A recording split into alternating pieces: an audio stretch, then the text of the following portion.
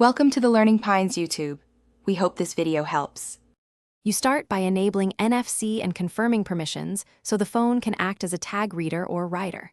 Open Settings, toggle NFC on, and check Quick Settings for a faster switch.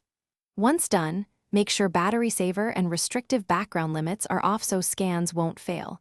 Some apps also require location permission, so grant it only when prompted. You're now ready to choose an app or use built-in tap-to-pay features. This initial setup lets the antenna and system services run reliably. You proceed by launching the NFC tool or the wallet app for tap-to-pay. Hold the phone with the back top area close to the tag. The Nothing Phone 3A Pro antenna is near that region, so alignment matters.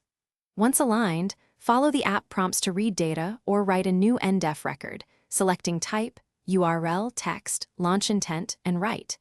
If you're writing, verify the tag is writable and empty or correctly formatted. This avoids partial writes and corrupted payloads, which are common mid-process issues. You finish by verifying the tag or payment works. Read it back and trigger the intended action, like opening a URL or completing a payment test.